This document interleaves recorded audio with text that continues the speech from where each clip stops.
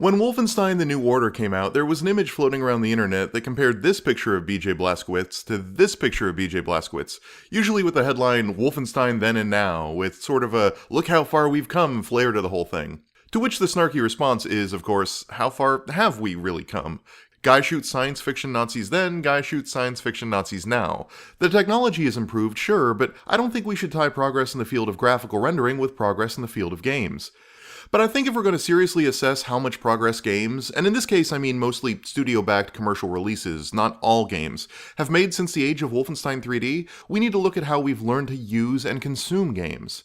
And since we're talking about Valiant Hearts today, I suppose we should look back at how games have talked about the lives and sacrifices of soldiers at war. How have we handled this historically? Mostly with cutesy quotes when you die in Call of Duty, or a John Williams-y soundtrack that plays as you shoot an army's worth of enemy soldiers. Squad, move in! Watch it! God, the music and lighting make me feel like I'm in a Nazi-themed Epcot pavilion. In contrast, Valiant Hearts has genuine ambitions of being a game about people stuck in a conflict they might not particularly want to be in.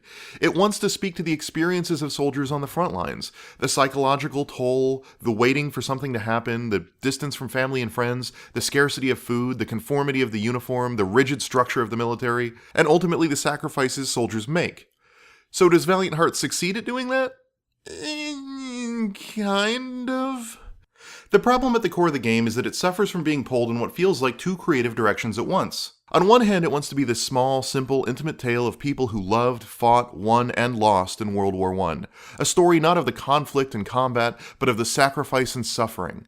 And on the other hand, it wants to be very traditionally video gamey, very driven by systemic reward structures and visceral indulgences, with clear black and white morals. And the two approaches don't really see eye to eye at any point. For example, there's the tone and scope of the game's stories. First, there are the two goofy, over-the-top stories of Anna and Freddy. The evil Baron von Dorf, who, of course, is on the German side and is so comedically evil he has a skull and crossbones on his hat, personally bombed Paris and personally killed Freddy's girl, and now Freddy will stop at nothing to hunt down this one particular guy in all of the war. Baron von Dorf also personally kidnapped Anna's father, who happens to be some sort of proto-super scientist capable of making mega-tanks and zeppelins. So the two have their MacGuffins driving them across Europe, chasing one particular evil general in a wacky game of cat and mouse. And it's not that none of this works per se, it just plays out in pulpy Indiana Jones style, which, if that was the intent of the game, could work okay. The problem comes when you realize that their stories are tied up with those of Emil and Carl. Emil and Carl's stories are far more believable. Stories about leaving home behind against their will, conscripted to fight on opposite sides of a battle they have no real stake in. Their goals are just to see their family reunited, or at the very least taken care of in the event that something goes wrong. It's their story that is the emotional core of Valiant Hearts, and if the game has any true merit, it's through these characters and what they go through. But Freddy tightly intertwines with Emil's story, and Anna tightly intertwines with Carl's story. It's like having Rambo in the same platoon as Joker from Full Metal Jacket, or G.I. Joe sharing a foxhole with Paul Baumer.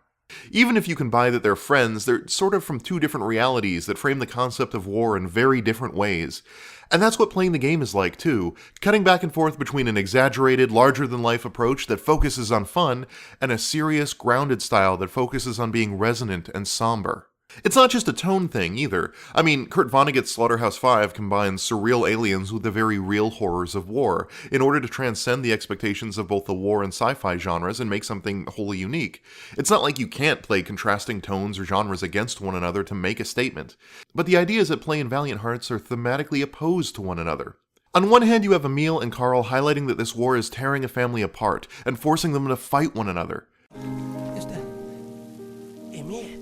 In one of the game's more memorable, if predictable moments, Emil and a German soldier have to help one another to escape a cave, and in the process they earn mutual respect for one another. But later, Emil is forced to kill him despite their friendship because the war rages on and orders are orders. Walt the dog is actually serving on the German side of the war when he saves the French Emil from a landslide.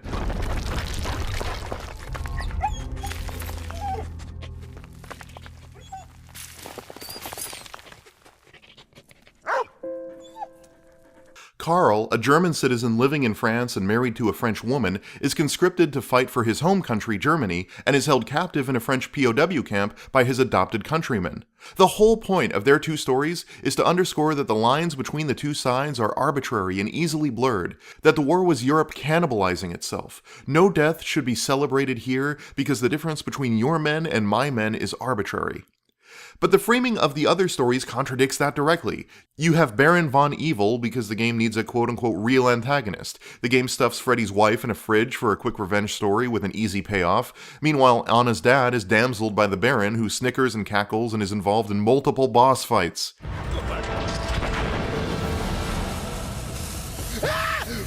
that smash! There's an implied good side, with France being home or ally to all of the characters, where all of their happiness resides, and Germany being this outside force with pointy hats and dragon flags and warmongering barons. It's a clean-cut, black and white, naive and juvenile presentation of the war, where the good guys are out to stop the bad guys from being evil. In short, Karl and Emil's story paints the war itself as a villain. They are both victimized by a war that is framed as literally consuming them. A few days after Karl was deported, the war was hungry for more, and took away Emil as well. Hungry for more, the war was not yet over.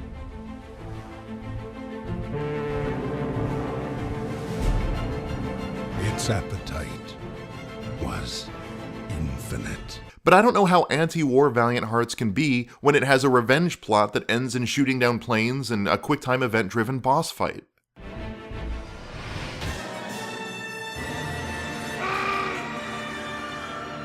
And the game doesn't comment on how these two approaches differ. It doesn't use Freddy's story to condemn lazy revenge narratives. Anna's search for her dad isn't a clever inversion of the damsel trope. Their stories play out as more or less straight-faced indulgent entertainment right alongside Emil and Karl's stories of family and hope in a war neither has any interest in fighting in. It's like Valiant Hearts is afraid to commit to the small and intimate, so it pads itself with easy-to-consume bombast. This extends to the game's mechanics as well. Instead of a single cohesive system, it opts to apply a variety of different game mechanics as needed, from simple adventure game puzzles to 2D shooters to basic stealth.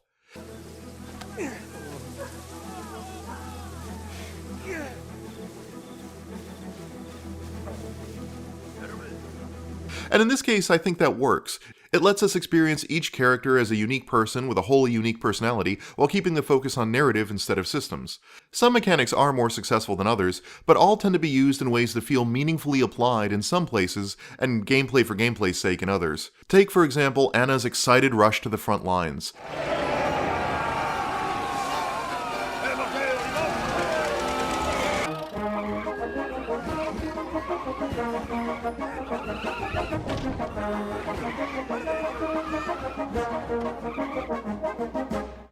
Full of pep and playfulness and set to the tune of Offenbach's Infernal Gallop, her drive is a fun, colorful, upbeat, and fast-paced avoid the object game that captures her enthusiasm for war.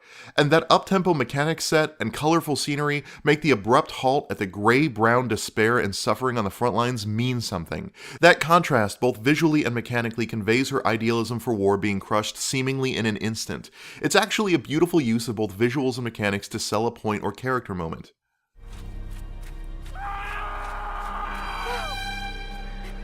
But then later you help Karl escape and end up doing the same thing while blowing up a massive tank in a scene that doesn't have any deep thematic or character meaning.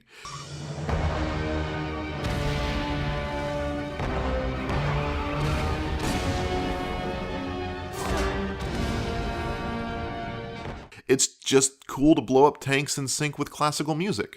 Again, there's this whiplash-inducing indecision between let's make this a moving, powerful game about a small number of characters, and let's make this a super fun video game that people want to spend $15 on, and you never know which direction the next scene is going to go.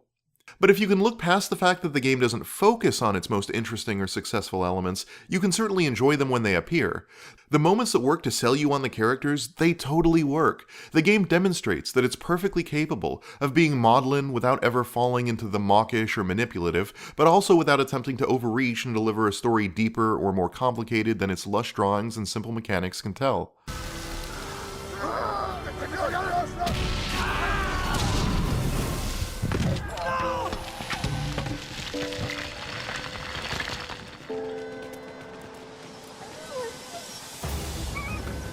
It knows how to be a quiet, somber eulogy for those we lost during the Great War, punctuated with warmth and humor to remind you why we should mourn and what we lost. It's just that, for whatever reason, it doesn't or can't commit to that vision. I can picture a 3-hour version of Valiant Hearts that's laser-focused on telling the game's more interesting and meaningful stories. No boss fights, no blowing up tanks to classical music, no quick-time brawls, just the story of two men who had their family torn apart by a war that didn't care about them and didn't change much of anything. And that would be a wonderful and compelling title. So back to the original premise. How far have games, at least mainstream studio games, come? Well, unlike 15 or 20 years ago, I think we know how to use mechanics, cinematography, and incredible art direction to make a point or sell a moment. This game shows that repeatedly. What we don't have is faith that those points or those moments are enough. In short, I think we know now, at least in some rough way, how to use games. What I think we're still seeking is why, and to what ends do we want to use them. Is Valiant Hearts pulpy fun, or is Valiant Hearts a tragic story about World War I? It doesn't know because it doesn't have an answer to those questions.